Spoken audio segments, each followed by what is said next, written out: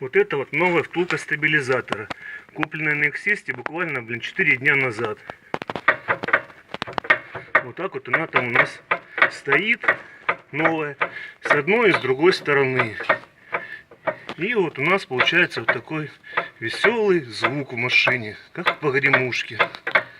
Вот такая вот у нас втулочка корейского производства Hyundai и Kia. Номер каталожный выложу дальше в пост. И вот смотрим, каталожные номера абсолютно разные этих втулок.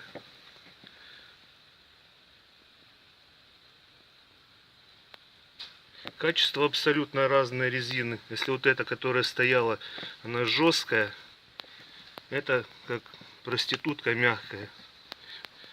И, соответственно, в них прям видно, что резьба в этой намного больше, чем в той старой, которая стояла. Буду сейчас ставить обратно старые втулки. И пока я буду ездить на них. Так, ну вот мы поставили старые так называемые втулки стабилизатора. У нас стоечка снятая, она не прикручена. И мы что наблюдаем? Сам стабилизатор просто не сдвинешь с места. Это вот с так называемыми старыми втулками.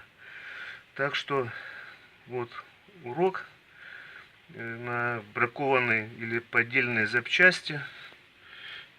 Как бы вот так.